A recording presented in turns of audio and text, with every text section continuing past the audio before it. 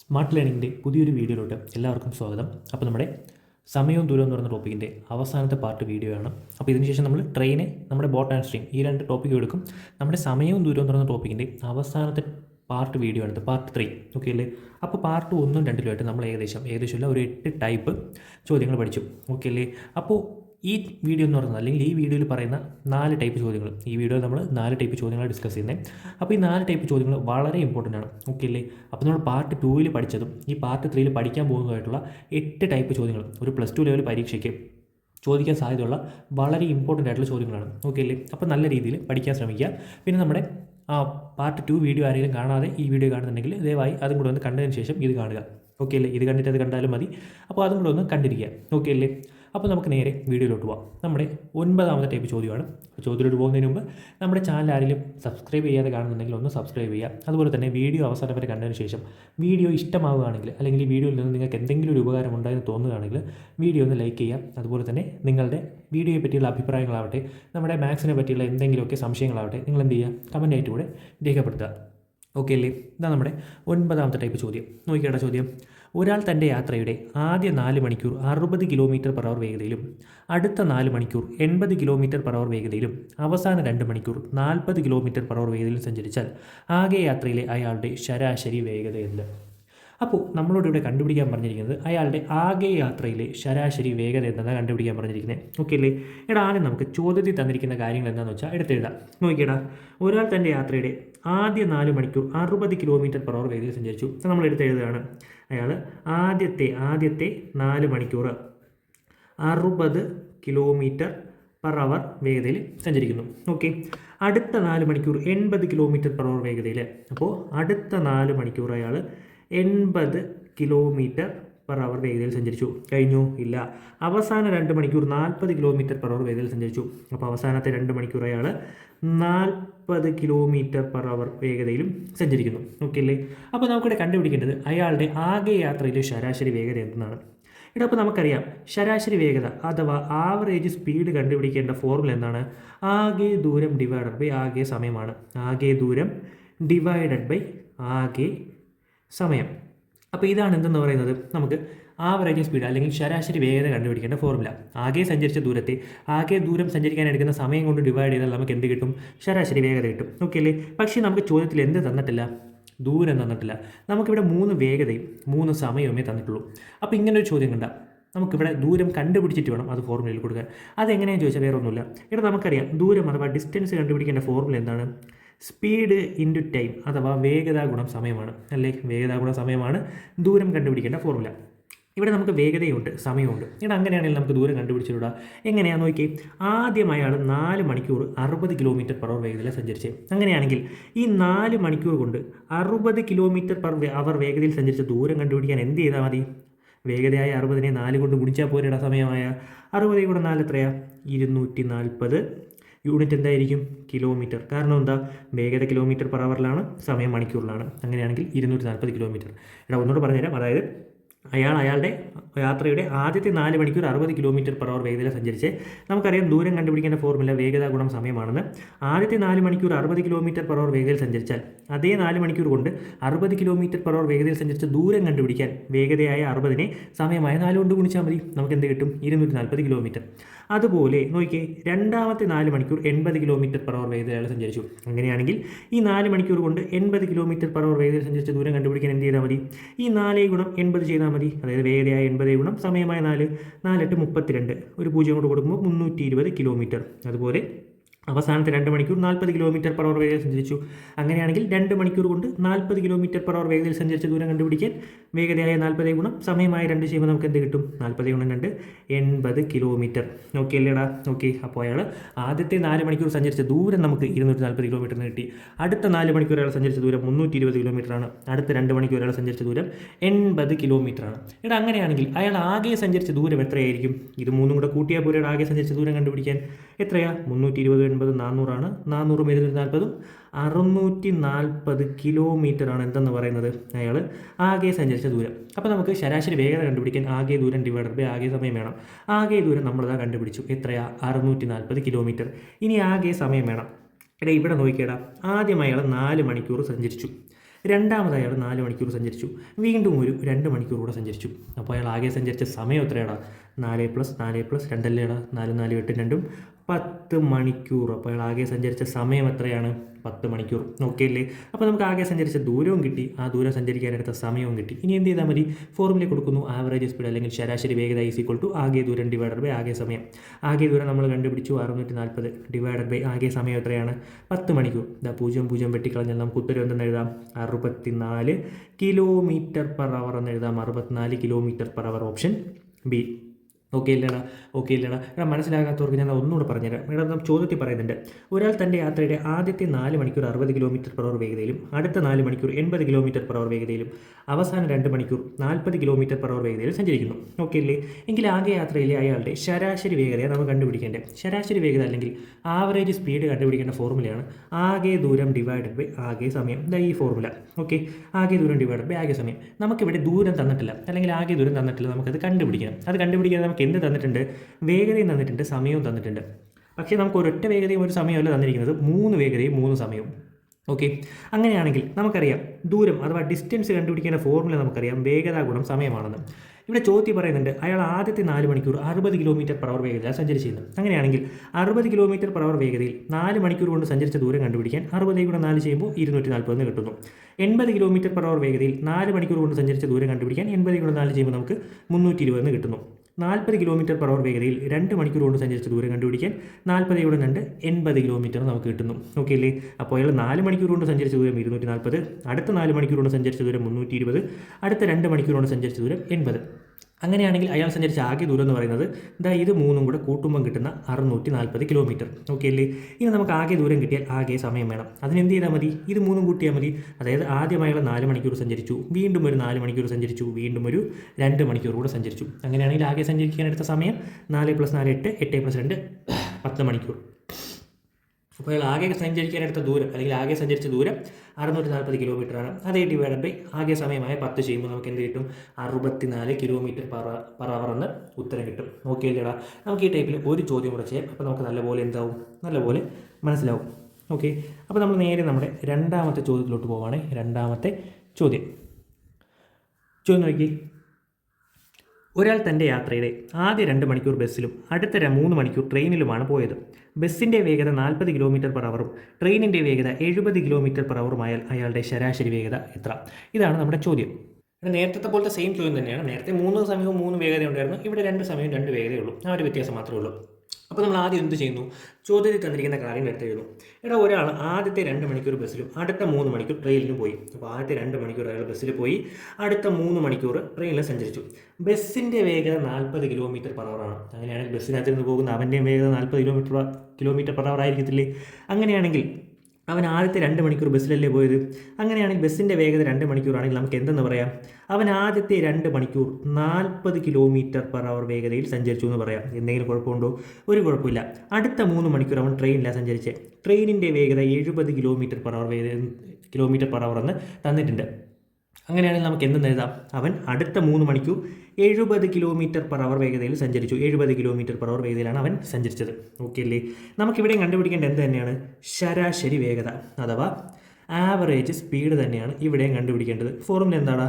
ആകെ ദൂരം അഥവാ ടോട്ടൽ ഡിസ്റ്റൻസ് ഡിവൈഡഡ് ബൈ ആകെ സമയം. ഞാൻ ടൈം എന്ന് എഴുതുന്നു, ടോട്ടൽ ടൈം. ഓക്കെ അല്ലേ? നമുക്ക് എന്ത് വേണം? ഡിസ്റ്റൻസ് വേണം, അല്ലെങ്കിൽ അയാൾ ആകെ സഞ്ചരിച്ച ദൂരം വേണം. നമുക്കിവിടെ വേഗതയുണ്ട്, സമയമുണ്ട്. അങ്ങനെയാണെങ്കിൽ ഡിസ്റ്റൻസ് ഡി കണ്ടുപിടിക്കേണ്ട ഫോർമുല എന്താണ്? സ്പീഡ് ഇൻറ്റു ടൈം അഥവാ S/T ആണ്. ഓക്കെ അല്ലേ? ഇവിടെ നോക്കിയിടാ, അയാൾ ആദ്യത്തെ 2 മണിക്കൂർ 40 km/h വേഗതയിലാണ് സഞ്ചരിച്ചത്. ഓക്കെ അല്ലേ? അങ്ങനെയാണെങ്കിൽ ഈ 2 മണിക്കൂർ കൊണ്ട് 40 km/h വേഗതയിൽ സഞ്ചരിച്ച ദൂരം കണ്ടുപിടിക്കാൻ എന്ത് ചെയ്താൽ മതി? 40 × 2 ചെയ്താൽ മതി. 40 × 2 ചെയ്യുമ്പോൾ നമുക്ക് എന്ത് കിട്ടും? 80 km എന്ന് കിട്ടും. ഓക്കെ അല്ലേ? അതുപോലെ അടുത്ത 3 മണിക്കൂർ 70 km/h വേഗതയിൽ സഞ്ചരിച്ചു. അങ്ങനെയാണെങ്കിൽ 70 km/h വേഗതയിൽ 3 മണിക്കൂർ കൊണ്ട് സഞ്ചരിച്ച ദൂരം കണ്ടുപിടിക്കാൻ 70 × 3 7 21 ഒരു 0 കൊടുക്കുമ്പോൾ 210 km. അപ്പോൾ ആദ്യത്തെ 2 മണിക്കൂർ അയാൾ 80 km സഞ്ചരിച്ചു, അടുത്ത 3 മണിക്കൂർ അയാൾ 210 km സഞ്ചരിച്ചു. അങ്ങനെയാണെങ്കിൽ അയാൾ സഞ്ചരിച്ച ആകെ ദൂരം എന്ന് പറയുന്നത് ഇത് രണ്ടും കൂടെ കൂട്ടിയാൽ പോലെ എത്രയാ 290 കിലോമീറ്റർ. ഓക്കെ, നമുക്ക് ആകെ സഞ്ചരിച്ച ദൂരം അഥവാ ടോട്ടൽ ഡിസ്റ്റൻസ് കിട്ടി. ഇനി ടോട്ടൽ ടൈം വേണം. ആദ്യം അയാൾ 2 മണിക്കൂർ, പിന്നെ അയാൾ 3 മണിക്കൂർ സഞ്ചരിച്ചു. ടോട്ടൽ എത്ര മണിക്കൂർ സഞ്ചരിച്ചു? 5 മണിക്കൂർ. അതുമായി നമുക്ക് എന്തായി? ടോട്ടൽ ടൈമുമായി. ഇനി അത് ഫോർമുല കൊടുത്താൽ പോലെടാ, എത്രയാ total distance? 290 divided by time എത്രയാടാ? 5 മണിക്കൂർ. 290/5 ചെയ്യുമ്പോൾ നമുക്ക് ഉത്തരം കിട്ടുന്നു. 5ഉം 29 വെട്ടാം. 5 5 25, ശിഷ്ടം 4, 40 എത്ര 5 ഉണ്ടാ? 8 5 40. നമ്മുടെ ഉത്തരം 58 കിലോമീറ്റർ പെർ ആണ് നമ്മുടെ ഉത്തരം. ഓക്കെ അല്ലേടാ? അപ്പോൾ നമ്മുടെ ഈ ടൈപ്പ് ഓക്കെ അല്ലേ? 9ാമത്തെ ടൈപ്പ്. അങ്ങനെയാണ് നമ്മൾ നേരെ എങ്ങോട്ട് പോവുകയാണ്?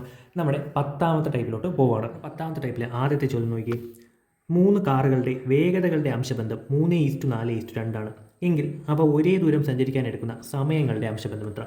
അപ്പോൾ നമുക്കിവിടെ 3 കാറുകളുടെ സ്പീഡിൻ്റെ അല്ലെങ്കിൽ വേഗതകളുടെ അംശബന്ധം അഥവാ റേഷ്യോ, സ്പീഡിൻ്റെ റേഷ്യോ തന്നിട്ടുണ്ട്. എത്രയാണെന്ന്? 3:4:2 തന്നിട്ടുണ്ട്. നമുക്ക് എന്താ കണ്ടുപിടിക്കേണ്ടത്? അവർ ഒരേ ദൂരം സഞ്ചരിക്കാൻ എടുക്കുന്ന സമയങ്ങളുടെ അംശബന്ധം, അതായത് ടൈമിൻ്റെ റേഷ്യോ എത്രയെന്നാണ് കണ്ടുപിടിക്കേണ്ടത്. ഇത് കണ്ടുപിടിക്കാനായിട്ട് വേറൊന്നുമില്ല. നമുക്കിങ്ങനെ വേഗതകളുടെ അംശബന്ധം തന്നിട്ട് സമയത്തിൻ്റെ അംശബന്ധം കണ്ടുപിടിക്കാനോ, സമയങ്ങളുടെ അംശബന്ധം തന്നിട്ട് വേഗതകളുടെ അംശബന്ധം കണ്ടുപിടിക്കാനോ പറഞ്ഞാൽ നിങ്ങൾ ചെയ്യേണ്ട വേറൊന്നുമില്ല. നമുക്ക് തന്നിരിക്കുന്ന അംശബന്ധം ഏതാണോ അതിനെ വിൽക്രമം എടുത്ത് എഴുതി വെച്ചാൽ മതി. നമ്മുടെ ഉത്തരമായി. ഓക്കെ അല്ലേ? ഇവിടെ നമുക്ക് വേഗതകളുടെ അംശബന്ധം തന്നിട്ടുണ്ട് 3:4:2. അങ്ങനെയാണെങ്കിൽ സമയങ്ങളുടെ അംശബന്ധം കണ്ടുപിടിക്കാൻ ഈ 3 സംഖ്യകളുടെയും വിൽക്രമം എഴുതി വെച്ചാൽ നമ്മുടെ ഉത്തരമായി. നോക്കിയേടാ, 3ൻ്റെ വിൽക്രമം അല്ലെങ്കിൽ റെസിപ്രോക്കൽ എന്താ? 1/3 4ൻ്റെ വിൽക്രമം 1/4 2ൻ്റെ വിൽക്രമം 1/2. നമ്മുടെ ഉത്തരമായി. 1/3 1/4 1/2 തന്നെയാണ് നമ്മുടെ ഉത്തരം. എന്നാൽ PSC ഒരിക്കലും ഇങ്ങനൊരു ഭിന്നസംഖ്യ നമുക്ക് ഉത്തരത്തിൽ തരത്തില്ല. ഇവിടെ നോക്കിയാൽ ഓപ്ഷൻസ് 4:3:6, 2:4:3, 3:2:4, 6:3:4. ഇതാണ് നമ്മുടെ ഓപ്ഷൻ. അപ്പോൾ നമുക്കിങ്ങനെ ഒരു 3 ഭിന്നസംഖ്യ അംശബന്ധ രൂപത്തിലുണ്ട്. അപ്പോൾ ഇത് നമ്മൾ എങ്ങോട്ട് മാറ്റണം? ഒരു പൂർണ്ണസംഖ്യ രൂപത്തിൽ അല്ലെങ്കിൽ ഒരു എണ്ണൽ സംഖ്യ രൂപത്തിലോട്ട് മാറ്റിയാൽ നമുക്ക് ഉത്തരത്തിലെത്താൻ പറ്റത്തുള്ളൂ. അതിനെന്ത് ചെയ്യണമെന്ന് ചോദിച്ചാൽ വേറൊന്നുമില്ല. ഈ ഭിന്നസംഖ്യ ഉണ്ടല്ലോ, ഈ ഭിന്നസംഖ്യയുടെ 3 ഛേദങ്ങളുടെയും LCM കണ്ടുപിടിക്കുക. ഈ 3 സംഖ്യകളുടെയും LCM കണ്ടുപിടിക്കുക. 3 സംഖ്യകൾ ഏതൊക്കെയാണ്? 3 4 2. കണ്ടാൽ തന്നെ അറിയാം ഇതിൻ്റെ LCM എന്താണ്? LCM 12 എങ്ങനെ കിട്ടി? ഒന്നുകിൽ വലിയ സംഖ്യ ആവണമെങ്കിൽ കണ്ടീഷൻ എന്താ? ബാക്കി 2 സംഖ്യകളുടെയും ഗുണന പട്ടികയിൽ ആ സംഖ്യ കാണണം. വലിയ സംഖ്യ 4ആണ്. 2ൻ്റെ ഗുണന പട്ടികയിൽ 4 ഉണ്ട്. എന്നാൽ 3ൻ്റെ ഗുണന പട്ടികയിലില്ല. അപ്പോൾ 4ൻ്റെ അടുത്ത ഗുണിതം കൊടുക്കും. 4ൻ്റെ അടുത്ത ഗുണിതം 8ആണ്. 2ൻ്റെ ഗുണന പട്ടികയിൽ 8 ഉണ്ട്, പക്ഷേ 3ൻ്റെ ഇല്ല. അപ്പോൾ 4ൻ്റെ അടുത്ത ഗുണിതം 8 കഴിഞ്ഞുള്ള ഗുണിതം 12ആണ്. 12ൻ്റെ ഗുണന പട്ടികയിൽ 2ൻ്റെ ഗുണന പട്ടികയിൽ 12 ഉണ്ട്, 3ൻ്റെ ഗുണന പട്ടികയിൽ 12 ഉണ്ട്. അപ്പോൾ LCM നമുക്ക് 12 കിട്ടി. ഇനി എന്ത് ചെയ്താൽ മതി? ഈ LCM കൊണ്ട് ഈ ഓരോ സംഖ്യയെ ഗുണിച്ചാൽ എന്തായി? നമ്മുടെ ഉത്തരമായി. LCM 12ആണ്. 12 × 12 × 1/3 12 × 1/3 12 × 1/4 12 × 1/2. ഇത് ചെയ്താൽ നമ്മുടെ ഉത്തരമായി. Equal to 3ഉം 12ഉം വെട്ടാം. 4 × 12 4 × 1 ചെയ്യുമ്പോൾ നമുക്ക് 4 എന്ന് കിട്ടും. 4ഉം 12ഉം വെട്ടാം. 3 × 4 12 3 1 ഗുണിച്ചാൽ 3 2ഉം 12ഉം വെട്ടാം. 6 6 × 1 ചെയ്താൽ 6 തന്നെയാണ് നമ്മുടെ ഉത്തരം. 4:3:6 ഓപ്ഷൻ എ. ഓക്കെ അല്ലേ? അപ്പോൾ നമ്മളിത് എങ്ങനെയാണ് ചെയ്തത്? നമുക്കിങ്ങനെ വേഗതയുടെ അംശബന്ധമോ സമയത്തിൻ്റെ അംശബന്ധമോ തന്നിട്ട് മറ്റൊന്ന് ചോദിച്ചാൽ എന്ത് ചെയ്താൽ മതി? തന്നിരിക്കുന്ന സംഖ്യകൾ ഏതൊക്കെയാണോ അതിൻ്റെ വിൽക്രമം എടുത്ത് അംശബന്ധമായിട്ട് എഴുതുക.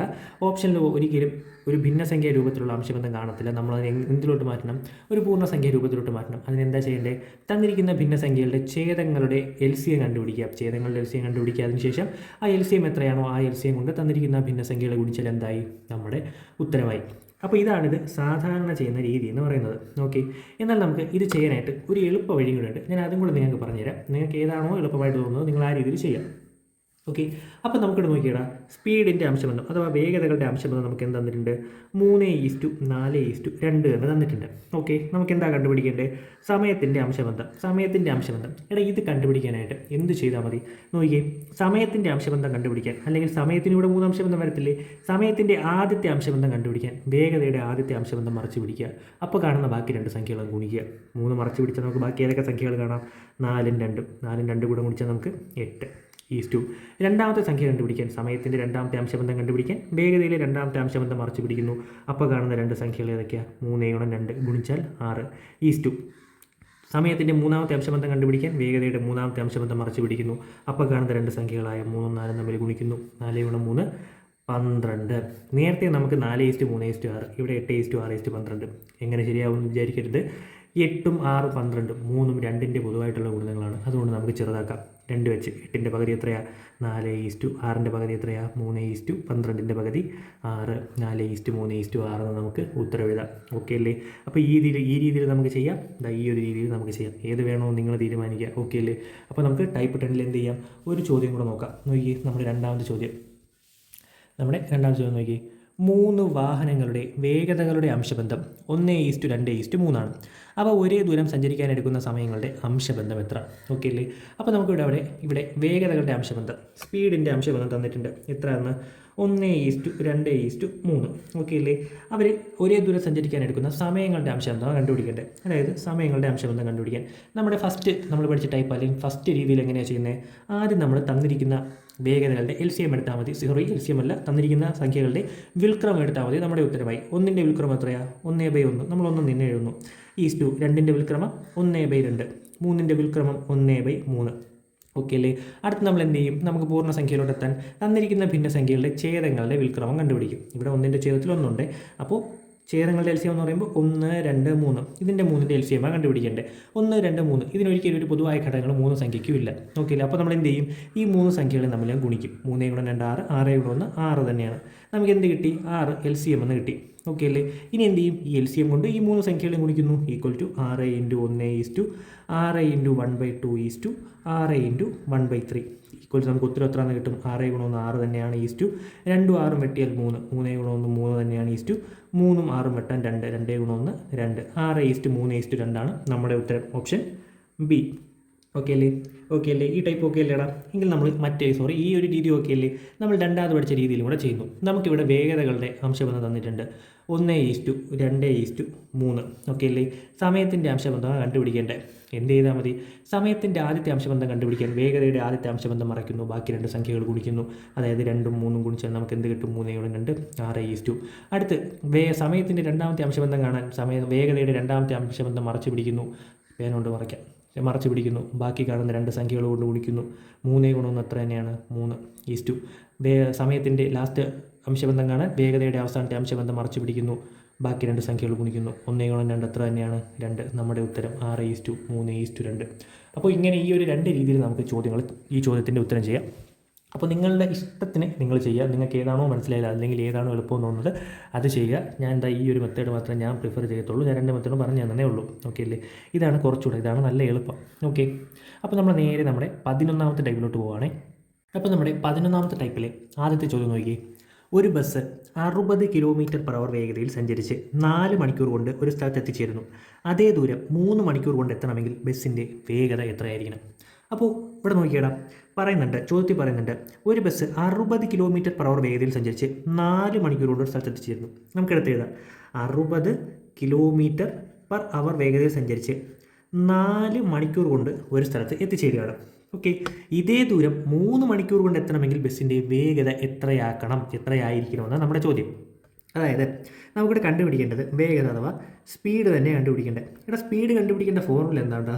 ദൂരം ഡിവൈഡഡ് ബൈ സമയം അഥവാ distance divided by time. Okay. ദൂരം ഡിവൈഡഡ് ബൈ സമയം. നമുക്കിവിടെ ദൂരം തന്നിട്ടുണ്ടോ? ദൂരം തന്നിട്ടില്ല.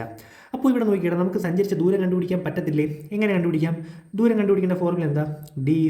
അല്ലെങ്കിൽ ഡിസ്റ്റൻസ് സ്പീഡ് ഇൻറ്റു ടൈം അഥവാ വേഗത ഗുണം സമയമാണെന്ന് നമുക്കറിയാം. ഇവിടെ നമുക്ക് വേഗതയും തന്നിട്ടുണ്ട്, സമയവും തന്നിട്ടുണ്ട്. അങ്ങനെയാണെങ്കിൽ നമുക്ക് ദൂരം കണ്ടുപിടിച്ചുകൂടെ?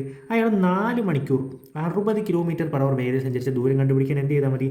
വേഗതയായ 60 ഇൻറ്റു സമയമായ 4 6 4 24 ഒരു 0 കൂടെ കൊടുക്കുമ്പോൾ 240 കിലോമീറ്റർ. എന്തുകൊണ്ട് കിലോമീറ്റർ എഴുതി? വേഗത km/hലും സമയം മണിക്കൂറിലും ആണെങ്കിൽ ദൂരം എപ്പോഴും കിലോമീറ്ററിലായിരിക്കും. ഓക്കെ. 240 കിലോമീറ്റർ. അപ്പോൾ അയാൾ സഞ്ചരിച്ച ആകെ ദൂരം എന്ന് പറയുന്നത് 240 കിലോമീറ്റർ. എങ്ങനെ? 4 മണിക്കൂർ കൊണ്ട് 60 km/h വേഗതയിൽ സഞ്ചരിച്ചാൽ 240 കിലോമീറ്റർ ദൂരം അയാൾക്ക് എത്താം. ഓക്കെ അല്ലേ?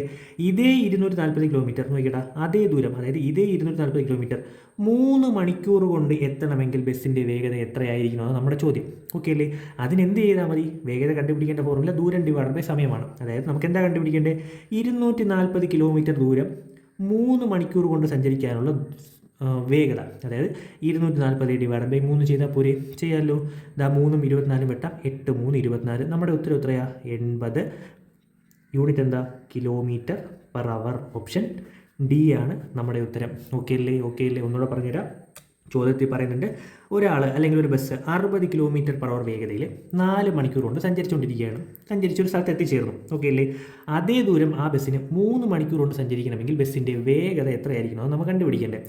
വേഗത കണ്ടുപിടിക്കേണ്ട ഫോർമുല നമുക്കറിയാം, ഡിസ്റ്റൻസ് ഡിവൈഡ് ബൈ ടൈം അഥവാ ദൂരം ഡിവൈഡ് ബൈ സമയമാണെന്ന്. നമുക്കിവിടെ ദൂരം ഡയറക്റ്റ് ആയിട്ട് തന്നിട്ടില്ല. ദൂരം കണ്ടുപിടിക്കേണ്ട ഫോർമുല നമുക്കറിയാം, വേഗത ഗുണം സമയമാണെന്ന്. നമുക്ക് വേഗതയും തന്നിട്ടുണ്ട്, സമയവും തന്നിട്ടുണ്ട്. അങ്ങനെയാണെങ്കിൽ 60 km/h വേഗതയിൽ 4 മണിക്കൂർ കൊണ്ട് അയാൾ സഞ്ചരിച്ച ദൂരം കണ്ടുപിടിക്കാൻ വേഗതയായ 60 ഗുണം സമയമായ 4 ചെയ്യുമ്പോൾ നമുക്ക് എന്ത് കിട്ടും? 240 km. അപ്പോൾ അയാൾ ആ 4 മണിക്കൂർ കൊണ്ട് സഞ്ചരിച്ച ദൂരം എത്രയാണ്? 240 km കിട്ടിയേ. ഓക്കെ, ഇതേ 240 km 3 മണിക്കൂർ കൊണ്ട് സഞ്ചരിക്കാൻ എത്ര വേഗതയിൽ സഞ്ചരിക്കുന്നു എന്നല്ലേ നമുക്ക് ചോദ്യം ചോദിച്ചിരിക്കുന്നത്. അതിനെന്ത് ചെയ്താൽ മതി? ഇവിടെ നോക്കി, ടോട്ടൽ സഞ്ചരിക്കേണ്ട ഡിസ്റ്റൻസ് 240 ഡിവൈഡഡ് ബൈ എത്ര സമയം കൊണ്ടാണ്? 3 മണിക്കൂറുണ്ട്. അപ്പോൾ 240 ഡിവൈഡഡ് ബൈ 3 ചെയ്യുമ്പോൾ നമുക്ക് എന്തെന്ന് കിട്ടും? 80 km/h എന്ന് കിട്ടും. ഓക്കെ അല്ലേ? ഇതൊക്കെ അല്ലേ ഇടാം? അങ്ങനെയാണെങ്കിൽ ഇവിടെ നമ്മുടെ ചോദ്യം മറ്റൊരു രീതിയിലും കൂടെ വരും. ഈ ഒരു ചോദ്യം ഓക്കെ അല്ലേ? എങ്ങനെയാണ് ചോദിച്ചാൽ നോക്കിയിടാം, അതുകൂടെ പറയാം. അതുകൂടെ ഇവിടെ അങ്ങ് പറഞ്ഞു പോവാം. ഇവിടെ നോക്കി, ഇവിടെ അതേ ദൂരം 3 മണിക്കൂർ കൊണ്ട് എത്തണമെങ്കിൽ ബസ്സിൻ്റെ വേഗത എത്രയായിരിക്കണമെന്ന് നമ്മളോട് ചോദിച്ചിരിക്കുന്നത്. ചില ചോദ്യങ്ങളിൽ ബസ്സിൻ്റെ വേഗത എത്രയാക്കണമെന്ന് ചോദിക്കില്ല, എത്ര വർദ്ധിപ്പിക്കണമെന്ന് ചോദിക്കാം. ഓക്കെ അല്ലേ? എത്ര വർദ്ധിപ്പിക്കണം എന്നായിരിക്കും നമ്മുടെ ചോദ്യം വരുന്നത്. അങ്ങനെയാണെങ്കിൽ കൃത്യമായി മനസ്സിലാക്കുക, എത്രയാക്കണം എന്നാണ് ചോദ്യം വരുന്നതെങ്കിൽ ഇവിടുത്തെ 80 km ആണ് നമ്മുടെ ഉത്തരം. ഓക്കെ അല്ലേ? ഇനി എത്ര വർദ്ധിപ്പിക്കണമെന്ന് ചോദിച്ചാൽ, ഇപ്പോൾ ആദ്യമായാണ് സഞ്ചരിച്ചുകൊണ്ടിരുന്നത് 60 km/h വേഗതയിലാണ് സഞ്ചരിച്ചുകൊണ്ടിരുന്നത്. ഓക്കെ അല്ലേ? ഈ 3 മണിക്കൂർ കൊണ്ട് എത്തണമെങ്കിൽ ബസ്സിൻ്റെ വേഗത എത്രയാക്കണമെന്ന് ചോദിച്ചാൽ നമ്മൾ കണ്ടുപിടിച്ചു. എത്രയാ? 80 km/h സഞ്ചരിക്കേണ്ടതെന്ന് ചോദിച്ചു. സോ ഇത് നമ്മൾ കണ്ടുപിടിച്ചു. അങ്ങനെയാണെങ്കിൽ എത്ര വർദ്ധിപ്പിക്കണമെന്ന് ചോദ്യം വന്നാൽ ആദ്യം 60 km ആയിരുന്നത് നമ്മൾ 80 km/h എന്ത് പറ്റിയത്? നമുക്ക് 3 മണിക്കൂറിൽ 240 km എത്താൻ പറ്റിയത്. അങ്ങനെയാണെങ്കിൽ അവിടെ എത്ര വേഗത വർദ്ധിപ്പിച്ചു എന്ന് ചോദിച്ചാൽ 60 ആയിരുന്നതിനെ 80 ആക്കി. അവിടെ എത്ര വർദ്ധിച്ചോടാ? 20 km/h. 20 km/h ആണ് നമ്മുടെ ഉത്തരമായിട്ട് വരുന്നത്. ഓക്കെ അല്ലേ? മനസ്സിലായില്ലേ? ഇവിടെ ആദ്യം അയാൾ 60 km/h വേഗതയിൽ സഞ്ചരിച്ചപ്പോൾ 240 km സഞ്ചരിച്ചു. രണ്ടാമത് 3 മണിക്കൂർ കൊണ്ട് എത്തണമെങ്കിൽ എത്ര വേഗതയിൽ സഞ്ചരിക്കണമെന്ന് നോക്കിയപ്പോൾ നമ്മൾ കണ്ടുപിടിച്ചു 80 km/h വേഗതയിലാണ് പോവേണ്ടേ. നമുക്ക് ആ എത്ര വേഗതയിൽ പോകണമെന്നല്ല കണ്ടുപിടിക്കേണ്ടത്, അവിടെ എത്ര വേഗത വർദ്ധിച്ചു എന്നാണ് കണ്ടുപിടിക്കേണ്ടത്. വേഗതയിൽ എന്ത് വർധന ഉണ്ടായിരുന്ന കണ്ടുപിടിക്കേണ്ടത്. 60 ആയിരുന്ന വേഗത നമ്മൾ 80 ആക്കി. അവിടെ എത്രയാണ് വർദ്ധിച്ചേ? 20 km/h വർദ്ധിച്ചേ. നമ്മുടെ ഉത്തരം എന്താ? 20 km/h. അങ്ങനെ ചോദിക്കുകയാണെങ്കിൽ ഓക്കെ അല്ലേടാ ഈ ചോദ്യം. നമ്മൾ ഈ ഒരു ടൈപ്പിൽ ഒരു ചോദ്യം കൂടെ നോക്കും. അപ്പം നല്ലപോലെ ക്ലിയർ ആവുകയും. അത് നമ്മുടെ രണ്ടാമത്തെ ചോദ്യം. ഒരു കാറ് 28 km/h വേഗതയിൽ 5 മണിക്കൂർ കൊണ്ട് ഒരു സ്ഥലത്ത് എത്തിച്ചേരുന്നു. അതേ ദൂരം 2 മണിക്കൂർ കൊണ്ട് എത്തണമെങ്കിൽ കാറിൻ്റെ വേഗത എത്രയായിരിക്കണം? ഓക്കെ, നേരത്തെ അതേപോലത്തെ ചോദ്യം തന്നെയാണ്, വേറൊരു മാറ്റമില്ല. എന്താ ചോദ്യത്തിൽ പറയുന്നുണ്ട്? 28 km/h വേഗതയിൽ 5 മണിക്കൂർ കൊണ്ട് അയാൾ സഞ്ചരിച്ച് ഒരു സ്ഥലത്ത് എത്തി. ഓക്കെ അല്ലേ? അതേ ദൂരം 2 മണിക്കൂർ കൊണ്ട് എത്തണമെങ്കിൽ കാറിൻ്റെ വേഗത എത്ര ആക്കണമെന്ന് നമുക്ക് കണ്ടുപിടിക്കേണ്ടത്. എന്ത് ചെയ്യണം? ആദ്യം നമുക്ക് വേഗത അഥവാ സ്പീഡ് കണ്ടുപിടിക്കേണ്ട ഫോർമുല എന്താ? D/T അഥവാ ഡിസ്റ്റൻസ് ഡിവൈഡ് ബൈ ടൈം അഥവാ ദൂരം ഡിവൈഡ് ബൈ സമയം. ഓക്കെ അല്ലേ? ഇനി നമുക്ക് ഡിസ്റ്റൻസ് ഡയറക്റ്റ് ആയിട്ട് തന്നിട്ടില്ല. അപ്പോൾ D കണ്ടുപിടിക്കേണ്ട ഫോർമുല നമുക്ക് കൃത്യമായിട്ട് അറിയാം. എന്താ? Speed into time, S/T. നമുക്ക് വേഗതയും തന്നിട്ടുണ്ട്, സമയവും തന്നിട്ടുണ്ട്. അപ്പോൾ 28 km/h വേഗതയിൽ 5 മണിക്കൂർ കൊണ്ട് അയാൾ സഞ്ചരിച്ച ദൂരം കണ്ടുപിടിക്കാൻ എന്ത് ചെയ്താൽ മതി? വേഗതയായ 28 × 5 ഈക്വൽ ടു, ഞാൻ 28 × 5 എന്ന് തന്നെ എഴുതിയാണ്. അത് കാൽക്കുലേഷൻ ചെയ്യേണ്ട ആവശ്യമില്ല, നമുക്ക് താഴോട്ട് വെട്ടാം. അപ്പോൾ ഈക്വൽ ടു നമുക്ക് ദൂരം എന്തെന്ന് കിട്ടി? 28 × 5 ആണ്. അതാണ് ദൂരം. അതായത് 28 km/h വേഗതയിൽ അയാൾ 5 മണിക്കൂർ കൊണ്ട് സഞ്ചരിച്ച ദൂരമാണ് ഈ 28 × 5 ചെയ്യുമ്പോൾ കിട്ടുന്ന ദൂരം. നമുക്ക് എന്താ കണ്ടുപിടിക്കേണ്ടത്? അതേ ദൂരം 2 മണിക്കൂർ കൊണ്ട് എത്തണമെങ്കിൽ കാറിൻ്റെ വേഗത എത്രയായിരിക്കണം എന്നാണ് കണ്ടുപിടിക്കേണ്ടത് അല്ലേ? അതിനെന്ത് ചെയ്താൽ മതി? സ്പീഡ് ദൂരം ഡിവൈഡ് ബൈ സമയമാണ്. ദൂരം 28 × 5 ഡിവൈഡ് ബൈ നമുക്ക് സമയം എത്രയാണ് കണ്ടുപിടിക്കുക? ഏത് സമയത്തിൻ്റെ കണ്ടുപിടിക്കേണ്ടത്? 2 മണിക്കൂറിൻ്റെ അല്ലേ? അപ്പോൾ സമയമായ 2 ഇട്ട് കൊടുക്കുന്നു. 2 × 28 വെട്ടാം. എത്ര കിട്ടും? 14. 14 × 5 എത്രയാണ്? 15 50 4 5 20 70 km/h എന്ന് എഴുതാൻ നമ്മുടെ ഉത്തരം ഓപ്ഷൻ ബി. ഓക്കെ അല്ലേ? കാര്യം മനസ്സിലായില്ലേ? ഈ ചോദ്യം ഞാൻ നേരത്തെ പറഞ്ഞ രീതിയിൽ വരാം. എങ്ങനെയാണ്? ഇവിടെ വേഗത എത്രയാക്കണമെന്ന് മാറിയിട്ട് എന്ത് വരാം? എത്ര വർദ്ധിപ്പിക്കണമെന്ന് വരാം. അപ്പോൾ നമ്മൾ എന്ത് ചെയ്താൽ മതി? ആദ്യം അവർ സഞ്ചരിച്ചുകൊണ്ടിരുന്ന ദൂരം അല്ലെങ്കിൽ വേഗത 28 km/h ആണ്. ആ 28 km/h നമ്മൾ 70 km/h ആക്കി. അപ്പോഴാണ് എന്ത് പറ്റിയത്? 2 മണിക്കൂർ കൊണ്ട് എത്താൻ പറ്റിയത്. അങ്ങനെയാണെങ്കിൽ അവിടെ എത്ര വർധനവ് അല്ലെങ്കിൽ എത്ര വർദ്ധിപ്പിക്കണമെന്ന് വെച്ചാൽ എന്ത് ചെയ്താൽ മതി? ഇവർ തമ്മിലുള്ള വ്യത്യാസം എടുത്താൽ മതി. 28 70 തമ്മിലുള്ള വ്യത്യാസം 48, 48, 58, 68, 2, അതായത് 42 km/h ആയിരിക്കും നമ്മുടെ ഉത്തരം എന്ന് പറയുന്നത്. ഓക്കെ അല്ലേ? അപ്പോൾ ക്വസ്റ്റ്യൻ കൃത്യമായിട്ട് വായിച്ചതിന് ശേഷം എന്ത് ചെയ്യുക, ഉത്തരം കണ്ടുപിടിക്കുക. ഓക്കെ അല്ലേ? അപ്പോൾ നമ്മുടെ 11ാമത്തെ ടൈപ്പ് ഓക്കെ അല്ലേടാ? അങ്ങനെ നമ്മൾ നേരെ 12ാമത്തെ ടൈപ്പിലോട്ട് പോവുകയാണേ. സമയവും ദൂരവും ടോപ്പിക്കിലെ അവസാനത്തെ ടൈപ്പാണ് ഇത്. അപ്പോൾ ഈ ഒരു ടൈപ്പിൽ നമ്മൾ 4 ചോദ്യങ്ങൾ പഠിക്കും. 4 ചോദ്യങ്ങൾ. ഓക്കെ, നമ്മൾ നേരെ ചോദ്യത്തിലോട്ട് പോവുകയാണ്. നോക്കിയേടാ, ഒന്നാമത്തെ ചോദ്യം. എയും ബിയും 720 കിലോമീറ്റർ ദൂരമുള്ള 2 റെയിൽവേ സ്റ്റേഷനുകളാണ്. ഒരേ സമയം എയിൽ നിന്ന് ബിയിലേക്കും ബിയിൽ നിന്ന് എയിലേക്കും 2 തീവണ്ടികൾ യഥാക്രമം 42 km/h, 38 km/h വേഗതയിൽ യാത്ര ആരംഭിച്ചാൽ അവർ തമ്മിൽ കണ്ടുമുട്ടാൻ എത്ര സമയമെടുക്കും?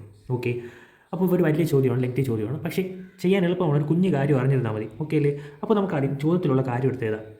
ഇവിടെ എയും ബിയും 720 കിലോമീറ്റർ ദൂരമുള്ള 2 റെയിൽവേ സ്റ്റേഷനുകളാണ്. ഞാൻ എന്താ എയും ബിയും എടുക്കുകയാണ്. ഓക്കെ, ഇവർ രണ്ടും തമ്മിലുള്ള ദൂരം എത്രയാണ്?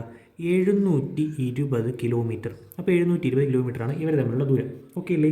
ഇവിടെ നോക്കി, ഇവിടെ എയിൽ നിന്ന് ബിയിലേക്കും ബിയിൽ നിന്ന് എയിലേക്കും 2 തീവണ്ടികൾ യഥാക്രമം 42 km/h, 38 km/h വേഗതയിൽ യാത്ര ആരംഭിക്കുന്നു. ഓക്കെ, ഇവിടെ അപ്പോൾ എയിൽ നിന്ന് ബിയിലോട്ട് ഒരു തീവണ്ടി പോകുന്നു. അവൻ്റെ വേഗത എത്രയാണ്? 42 km/h, 42 km/h. അതുപോലെ തന്നെ ബിയിൽ നിന്നൊരുത്തം വരുന്നുണ്ട്, ബിയിൽ നിന്നൊരു തീവണ്ടി വരുന്നുണ്ട്. അവൻ്റെ വേഗത 38 km/h. അപ്പോൾ നമുക്ക് കണ്ടുപിടിക്കേണ്ടത് അവർ തമ്മിൽ കണ്ടുമുട്ടാൻ എത്ര സമയം എടുക്കും. അതായത് ഇവിടെ എവിടെയോ ഒരു പോയിന്റിലെത്തുമ്പോൾ അവർ തമ്മിൽ കണ്ടുമുട്ടും. ആ കണ്ടുമുട്ടാൻ എത്ര സമയമെടുക്കുമെന്ന് നമുക്ക് കണ്ടുപിടിക്കേണ്ടത്. നമുക്ക് സമയം കണ്ടുപിടിക്കാനായിട്ടുള്ള ഫോർമുല നമുക്കറിയാം. എന്താണ് സമയം? ടൈം ഈസ് ഈക്വൽ ടു, സമയം കണ്ടുപിടിക്കേണ്ട ഫോർമുല എന്താ? Distance divided by speed. Distance divided by speed. ഇത് നമുക്കറിയാവുന്ന കാര്യമാണ്, ഡിസ്റ്റൻസ് ഡിവൈഡഡ് ബൈ സ്പീഡ്. നമുക്കിവിടെ ദൂരം തന്നിട്ടുണ്ട്. ഇത് മുതൽ ഇതുവരെയുള്ള ദൂരം 720 കിലോമീറ്റർ. നമുക്ക് ഡിസ്റ്റൻസ് ആയിട്ട് അത് തന്നെയാണ് എടുക്കേണ്ടത്. അപ്പോൾ 720 എന്നുണ്ട്. ഡിവൈഡഡ് ബൈ സ്പീഡ്, നമുക്കതായത് ഇനി വേഗത വേണം. വേഗത നോക്കിക്കട്ടെ, ഇവിടെ 42 km/h ഉണ്ട്, 38 km/h ഉണ്ട്, 42 ഉണ്ട്, 42 km/h, അതുപോലെ 38 km/h. ഓക്കെ അല്ലേ? നമുക്ക് 2 വേഗതയുണ്ട്. ഏതായിരിക്കേണ്ടതെന്ന് കൺഫ്യൂഷൻ അല്ലേ? നിങ്ങളാണെങ്കിൽ ഏത് വേഗത എടുക്കും? ഇതിൽ ഏത് വേഗത എടുത്താലും നിങ്ങളുടെ ഉത്തരം തെറ്റും. കാരണം നമ്മളിവിടെ ഇങ്ങനെ ഒരു ചോദ്യത്തിൽ അല്ലെങ്കിൽ 2 വേഗതകൾ വന്നാൽ നമ്മൾ എന്ത് ചെയ്യണം? ഇങ്ങനെ ഒരു ചോദ്യവും 2 വേഗതയും വന്നാൽ നമ്മളിവിടെ ഒരു ടേം പഠിച്ചിരിക്കണം. എന്താണെന്ന് വെച്ചാൽ വേറൊന്നുമില്ല, റിലേറ്റീവ് സ്പീഡ് എന്നൊരു ടേം നമ്മൾ പഠിക്കണം. ഇതിൻ്റെ മലയാളം എന്ന് വെച്ചാൽ റിലേറ്റീവ് സ്പീഡ് അഥവാ ആപേക്ഷിക വേഗത. റിലേറ്റീവ് സ്പീഡ് അഥവാ ആപേക്ഷിക വേഗത. ഈ ഒരു ടേം നമ്മൾ പഠിച്ചിരിക്കണം. എങ്കിൽ നമുക്ക് സിമ്പിളായിട്ട് ഇതിൻ്റെ ഉത്തരം കണ്ടുപിടിക്കാം. അപ്പോൾ ഇവിടെ നമുക്ക് 2 വേഗതകൾ തന്നിട്ടുണ്ട്. അപ്പോൾ ഇവിടെ നമ്മൾ ഏത് വേഗത എടുക്കാൻ ചോദിച്ചാൽ ഈ 2 വേഗതകളുടെയും ആപേക്ഷിക വേഗത എടുക്കേണ്ടത്. അപ്പോൾ ഇതെങ്ങനെയാണ് എടുക്കേണ്ടത് ചോദിച്ചാൽ, നമുക്ക് തന്നിരിക്കുന്ന ആളുകൾ അല്ലെങ്കിൽ വണ്ടിയാവട്ടെ, വാഹനമാവട്ടെ, ട്രെയിനാവട്ടെ, എന്തോ ആവട്ടെ, അത് സഞ്ചരിക്കുന്നത് ഒരേ ദിശയിലാണെങ്കിൽ തന്നിരിക്കുന്ന വേഗതകളുടെ വ്യത്യാസമായിരിക്കും ഇവിടുത്തെ ആപേക്ഷിക വേഗത. തന്നിരിക്കുന്ന വേഗതകളുടെ വ്യത്യാസമായിരിക്കും ഇവിടുത്തെ ആപേക്ഷിക വേഗത. ഇനി അവർ സഞ്ചരിക്കുന്നത് വ്യത്യസ്ത ദിശകളിലാണെങ്കിൽ തന്നിരിക്കുന്ന വേഗതകളുടെ തുകയായിരിക്കും എന്തെന്ന് പറയുന്നത് ആപേക്ഷിക വേഗത. ഓക്കെ അല്ലേ? നമ്മളപ്പോൾ ഇങ്ങനൊരു ചോദ്യത്തിൽ ഈ ഒരു ചോദ്യത്തിൽ നമ്മൾ പഠിച്ചിരിക്കേണ്ട ടേം എന്താണ്? റിലേറ്റീവ് സ്പീഡ് അഥവാ ആപേക്ഷിക വേഗത. അതെങ്ങനെ കണ്ടുപിടിക്കും? അവർ സഞ്ചരിക്കുന്നത്, അല്ലെങ്കിൽ ആളുകളാവട്ടെ, വാഹനമാവട്ടെ, ട്രെയിനാവട്ടെ, കാറാവട്ടെ, എന്തോ ആവട്ടെ, അവർ സഞ്ചരിക്കുന്നത് ഒരേ ദിശയിലാണെങ്കിൽ തന്നിരിക്കുന്ന വേഗതകളുടെ വ്യത്യാസമായിരിക്കും അവിടുത്തെ ആപേക്ഷിക വേഗത. അവർ സഞ്ചരിക്കുന്നത് വ്യത്യസ്ത ദിശകളിലാണെങ്കിൽ തന്നിരിക്കുന്ന വേഗതകളുടെ തുകയായിരിക്കും എന്തെന്ന് പറയുന്നത് അവിടുത്തെ ആപേക്ഷിക വേഗത. ഓക്കെ അല്ലേ? ഇവിടെ നോക്കിയടാ, എയിൽ നിന്ന് ബിയിലോട്ട് അങ്ങോട്ടാണ് ഒരാൾ പോകുന്നത്, ഒരുത്തൻ ഇങ്ങോട്ടാണ് പോകുന്നത്. അതായത് അവർ വ്യത്യസ്ത ദിശയിലാണ് സഞ്ചരിക്കുന്നത്. അങ്ങനെയാണെങ്കിൽ തന്നിരിക്കുന്ന വേഗതകളുടെ തുകയാണ് നമുക്ക് എടുക്കേണ്ടത്. നമുക്ക് എഴുതാം ഇവിടുത്തെ ആപേക്ഷിക വേഗത 42 + 38 = എത്രയെന്ന് എഴുതാം? 40, 30, 70 km/h ആണ് നമുക്ക് എഴുതാം ഇവിടുത്തെ ആപേക്ഷിക വേഗത. നമുക്ക് എഴുതാം 720 / 80. സ്പീഡ് കിട്ടി 80 എന്ന്. 0 വെട്ടുന്നു, 8ഉം 72 വെട്ടാലൂടെ 9. നമ്മുടെ ഉത്തരം എത്രയാണ്? 9. യൂണിറ്റ് എന്തായിരിക്കും? മിനിറ്റിൽ എഴുതൂ, സെക്കൻഡിൽ എഴുതൂ, 2 എഴുതിയാലും തെറ്റാണ്. ഉത്തരം 9 മണിക്കൂർ. കാരണം എന്താണ്? ദൂരം കിലോമീറ്ററിലാണ്, വേഗത നമ്മൾ കണ്ടുപിടിച്ചത് km/h. അങ്ങനെയാണെങ്കിൽ സമയം എന്തിനായിരിക്കും? മണിക്കൂറിലായിരിക്കും. അത്രയേ ഉള്ളൂ. ഓക്കെ അല്ലേ? കിട്ടിയോ? നമ്മുടെ ഉത്തരം 9 മണിക്കൂർ, ഓപ്ഷൻ ബി. ഓക്കെ അല്ലേടാ? ഒന്നുകൂടെ പറഞ്ഞുതരാം. എയും ബിയും 2 റെയിൽവേ സ്റ്റേഷനാണ്. അവർ തമ്മിലുള്ള ദൂരം 720 കിലോമീറ്ററാണ്. ഇവിടെ നിന്ന് എയിൽ നിന്ന് ബിയിലോട്ട് 42 km/h ഒരു ട്രെയിനും ബിയിൽ നിന്ന് എയിലോട്ട് 38 km/h ഒരു ട്രെയിനും ഒരേ സമയത്ത് പുറപ്പെടും. അവർ ഇവിടെ ഈ ഒരു പോയിന്റ് എന്ന് വയ്ക്കുക, ഈ ഒരു പോയിന്റിലെത്തുമ്പോൾ അവർ കണ്ടുമുട്ടും.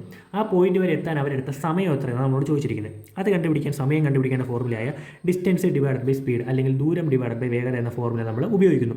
ദൂരം നമുക്ക് തന്നിട്ടുണ്ട് 720 കിലോമീറ്റർ, അതെടുത്ത് എഴുതുന്നു ഡിവൈഡഡ് ബൈ നമുക്കിനി എന്ത് വേണം, വേഗത വേണം. നമുക്കിവിടെ 2 വേഗത തന്നിട്ടുണ്ട്. അങ്ങനെയാണെങ്കിൽ നമുക്ക് അവിടെ എടുക്കേണ്ടത് റിലേറ്റീവ് സ്പീഡ് അഥവാ ആപേക്ഷിക വേഗത. അതെങ്ങനെ കണ്ടുപിടിക്കാൻ ചോദിച്ചാൽ അവർ സഞ്ചരിച്ചത് ഒരേ ദിശയിലാണെങ്കിൽ തന്നിരിക്കുന്ന വേഗതകളുടെ വ്യത്യാസമായിരിക്കും ആപേക്ഷിക വേഗത. അവർ സഞ്ചരിച്ചത് വ്യത്യസ്ത ദിശയിലാണെങ്കിൽ തന്നിരിക്കുന്ന വേഗതകളുടെ തുകയായിരിക്കും ആപേക്ഷിക വേഗത. ഇവിടെ അവർ എയിൽ നിന്ന് ബിയിലോട്ടും ഒരാൾ ബിയിൽ നിന്ന് എയിലോട്ടും വ്യത്യസ്ത ദിശയാണ്. അതുകൊണ്ട് തന്നിരിക്കുന്ന വേഗതകളുടെ തുക 42 + 38 80 km/h നമ്മുടെ ഇവിടുത്തെ വേഗത. 720 80 കൊണ്ട് ഹരിച്ചാൽ നമുക്ക് 9 മണിക്കൂർ നമ്മുടെ ഉത്തരം കിട്ടും. ഓക്കെ അല്ലേ? നമ്മൾ നേരെ രണ്ടാമത്തെ ചോദ്യത്തിലോട്ട് പോവുകയാണേ. നോക്കിയേ, എക്സും വൈയും 80 കിലോമീറ്റർ അകലെയുള്ള 2 സ്ഥലങ്ങളാണ്. ഒരേ സമയത്ത് ഒരാൾ എക്സിൽ നിന്നും വൈയിലേക്കും മറ്റൊരാൾ വൈയിൽ നിന്ന് എക്സിലേക്കും യഥാക്രമം 7 km/h 13 km/h വേഗതയിൽ സഞ്ചരിച്ചാൽ അവർ തമ്മിൽ കണ്ടുമുട്ടാൻ എത്ര സമയമെടുക്കും? നേരത്തെ സെയിം ചോദ്യം തന്നെയാണ്, നമ്പേഴ്സ് മാത്രമേ മാറ്റുള്ളൂ. നോക്കിയടാ, എക്സ് വൈ ഇവർ തമ്മിലുള്ള അകലം എത്ര എന്ന് പറയുന്നുണ്ട്? 80 കിലോമീറ്റർ. ഒരേ സമയത്ത് ഒരാൾ എക്സിൽ നിന്ന് വൈയിലേക്ക് ഇവിടെ നിന്ന് ഒരാൾ സഞ്ചരിക്കുകയാണ്. അയാളുടെ വേഗത 7 km/h. അതുപോലെ വൈയിൽ നിന്നും ഇങ്ങോട്ട് ഒരു സഞ്ചരിക്കുകയാണ്. അവൻ്റെ വേഗത എത്രയാണ്? 13 km/h. ഓക്കെ അല്ലേ? ഇത് നമുക്ക് എന്താ കണ്ടുപിടിക്കേണ്ടത്? അവർ തമ്മിൽ കണ്ടുമുട്ടാൻ എത്ര സമയമെടുക്കും? ഇവിടെ ഈ ഒരു പോയിന്റ് നോക്കിയാൽ ഇവിടെ എത്തുമ്പോൾ അവർ കണ്ടുമുട്ടും. അപ്പോൾ ഇവനിവിടെ എത്താനും എത്ര സമയമെടുക്കുമെന്ന് നമുക്ക് കണ്ടുപിടിക്കേണ്ടത്. അപ്പോൾ സമയം T = നമുക്ക് എന്തെന്ന് എഴുതാം? D/S. സമയം = ഡിസ്റ്റൻസ് ഡിവൈഡഡ് ബൈ സ്പീഡ് അഥവാ ദൂരം ഡിവൈഡഡ് ബൈ സമയമാണ്. ദൂരം നമുക്കുണ്ട് 80 എന്നുണ്ട്, ഡിവൈഡഡ് ബൈ സ്പീഡ് കണ്ടുപിടിക്കാൻ എന്താ കണ്ടുപിടിക്കേണ്ടത്? റിലേറ്റീവ് സ്പീഡ് അഥവാ ആപേക്ഷിക വേഗത. എങ്ങനെ കണ്ടുപിടിക്കുന്നത്? തന്നിരിക്കുന്ന ആളുകൾ സഞ്ചരിക്കുന്നത് ഒരേ ദിശയിലാണെങ്കിൽ തന്നിരിക്കുന്ന വേഗതകളുടെ തുക എടുക്കുക, വ്യത്യസ്ത ദിശയിലാണെങ്കിൽ വ്യത്യാസം എടുക്കുക, വ്യത്യസ്ത ദിശയിലാണെങ്കിൽ തുക എടുക്കുക. അപ്പോൾ ഇവിടെ അങ്ങോട്ടും ഇങ്ങോട്ടും വ്യത്യസ്ത ദിശയാണ്. അപ്പോൾ നമുക്ക് റിലേറ്റീവ് സ്പീഡ് എത്രയായിരിക്കും? തന്നിരിക്കുന്ന വേഗതകളുടെ തുക 7 + 13 = 20 km/h എന്ന് നമുക്ക് എഴുതാം. വേഗത കിട്ടി, അത് കൊടുക്കുമ്പോൾ 20 0 വെട്ടാം, 2 വെട്ടാം 4. നമ്മുടെ ഉത്തരം 4 മണിക്കൂർ എന്ന് എഴുതാം. ഓക്കെ അല്ലേ? അപ്പോൾ നമ്മൾ നേരെ മൂന്നാമത്തെ ചോദ്യത്തിലോട്ട് പോവുകയാണ്. അപ്പോൾ നമ്മുടെ മൂന്നാമത്തെ ചോദ്യം ഇതൊരു പ്രീവിയസ് ക്വസ്റ്റ്യൻ ആണ്, ശ്രദ്ധിച്ചിരിക്കുക.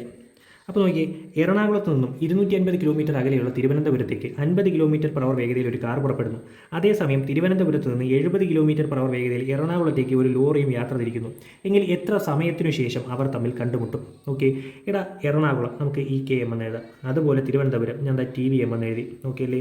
ഇവർ തമ്മിലുള്ള അകലം എത്രയാണ്? ഡിസ്റ്റൻസ് എത്രയാണ് പറയുന്നുണ്ട്? എത്രയാണ്? 250 km. ഓക്കെ അല്ലേ? ഇവിടെ നോക്കിയേ, ഒരു സമയത്ത് എറണാകുളത്ത് നിന്ന് തിരുവനന്തപുരത്തേക്ക് 50 km/h വേഗതയിൽ ഒരു കാർ വരുന്നു. ഇവിടെ നിന്ന് ഇങ്ങോട്ടൊരു കാർ വരുന്നു, വേഗത 50 km/h. അതേ സമയത്ത് തിരുവനന്തപുരത്ത് നിന്ന് 70 km/h വേഗതയിൽ ഒരു ലോറി എറണാകുളത്തോട്ട് പോകുന്നു. അപ്പോൾ ഇവിടെ നിന്ന് ഇങ്ങോട്ടൊരു ലോറി, വേഗത എത്രയാണ്? 70 km/h. അവർ തമ്മിൽ കണ്ടുമുട്ടാൻ എടുക്കുന്ന സമയമാണ് നമ്മൾ കണ്ടുപിടിക്കേണ്ടത്. ടൈം കണ്ടുപിടിക്കേണ്ട ഫോർമുല എന്താ? Distance divided by speed. നമ്മൾ D/S എന്ന് എഴുതുന്നു. ഓക്കെ അല്ലേ? ഡിസ്റ്റൻസ് നമുക്ക് തന്നിട്ടുണ്ട്, എറണാകുളം മുതൽ തിരുവനന്തപുരം വരെ 250 km.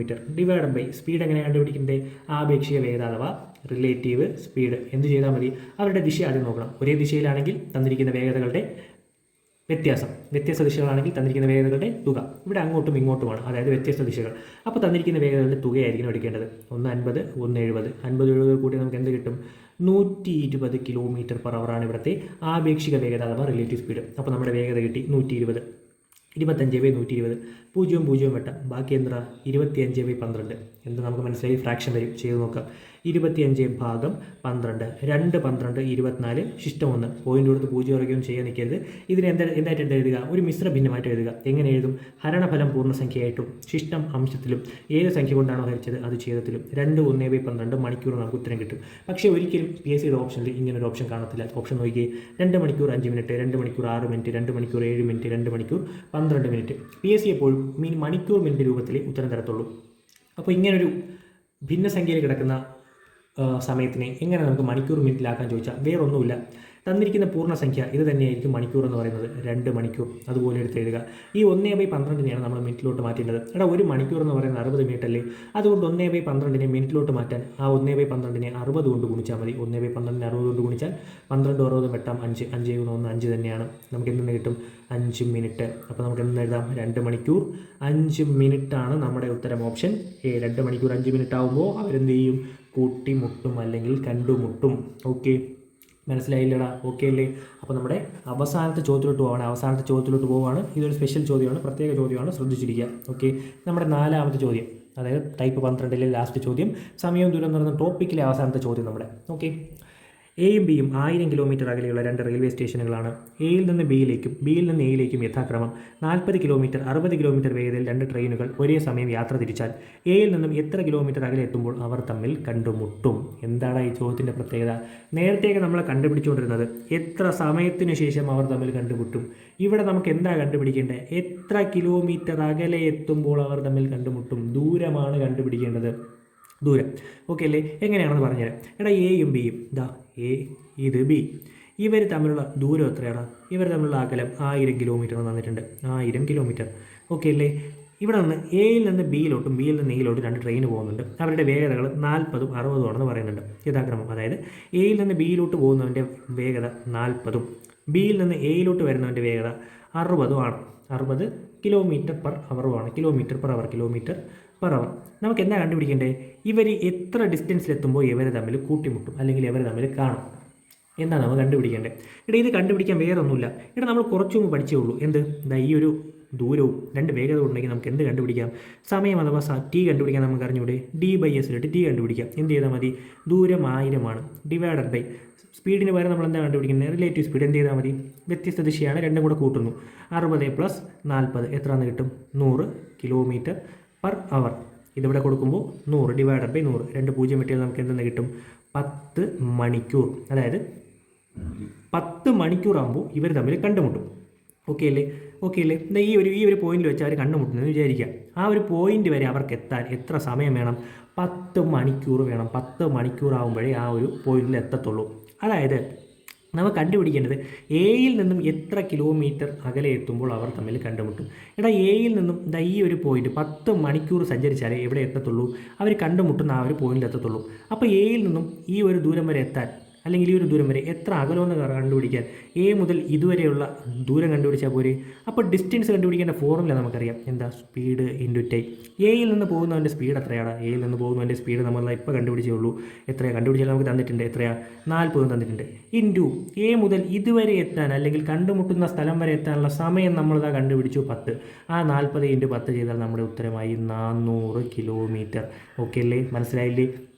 ഒന്നുകൂടെ പറയാം. ദൂരം കണ്ടുപിടിക്കേണ്ട ഫോർമുല സ്പീഡ് ഇൻറ്റു ടൈമാണ്. എയിൽ നിന്നും ബിയിലോട്ട് സഞ്ചരിക്കുന്നതിൻ്റെ വേഗത നമുക്ക് 40 km/h എന്ന് തന്നിട്ടുണ്ട്. ഈ ഒരു പോയിന്റിൽ എത്തുമ്പോഴാണ് അവർ കൂട്ടിമുട്ടുക അല്ലെങ്കിൽ അവർ കണ്ടുമുട്ടുക എന്ന് വിചാരിക്കുക. അപ്പോൾ ഈ ഒരു പോയിന്റ് വരെ, അതായത് ഈ ഒരു പോയിന്റാണ് കൂട്ടിമുട്ടാവുന്ന പോയിന്റ് എങ്കിൽ അതുവരെ എത്താനുള്ള സമയം നമ്മൾ കണ്ടുപിടിച്ചു 10 കിലോമീറ്റർ എന്ന്. നമുക്ക് 10 മണിക്കൂർ എന്ന്. നമുക്ക് എയിൽ നിന്നും എത്ര കിലോമീറ്റർ അകലെ എത്തുമ്പോഴാണ് അവർ കണ്ടുമുട്ടുന്നതെന്ന് കണ്ടുപിടിക്കേണ്ടത്. അപ്പോൾ ഇതുവരെ എത്താൻ 10 മണിക്കൂർ സഞ്ചരിക്കണമെങ്കിൽ 40 കിലോമീറ്റർ വേഗതയിലാണ് സഞ്ചരിക്കേണ്ടതെങ്കിൽ അവിടുന്ന് വരെയുള്ള ദൂരം കണ്ടുപിടിക്കാൻ എന്ത് ചെയ്താൽ മതി? തന്നിരിക്കുന്ന വേഗത ഗുണസമയം ചെയ്താൽ മതി. 40 × 10 = 400 കിലോമീറ്റർ. ഓക്കെ അല്ലേ? അങ്ങനെയാണെങ്കിൽ ബിയിൽ നിന്നും ഇതുവരെയുള്ള ദൂരം എത്രയാണ്? ടോട്ടൽ 1000 ആണ്. 1400 കുറച്ചാൽ നമുക്ക് എന്ത് കിട്ടും? 600 എന്ന് കിട്ടും. ഓക്കെ അല്ലേ? അപ്പോൾ നമ്മുടെ ടൈം ആൻഡ് ഡിസ്റ്റൻസ് എന്ന് പറയുന്ന ടോപ്പിക്കിൽ നമ്മൾ ഏകദേശം 12 ടൈപ്പ് ചോദ്യങ്ങളാണ് ചെയ്തത്. ഇതിൽ 2ാമത്തെ വീഡിയോയും 3ാമത്തെ വീഡിയോയും വളരെ ഇമ്പോർട്ടൻ്റ് ആണ്. ടൈപ്പ് 1 അല്ലെങ്കിൽ പാർട്ട് 1 വീഡിയോയിൽ നമ്മൾ കുറച്ച് അതിനൊരു ഇൻട്രൊഡക്ഷൻ കാര്യങ്ങളും അതുപോലെ ഒരു 4 ടൈപ്പ് ചോദ്യങ്ങളാണ് പഠിച്ചത്.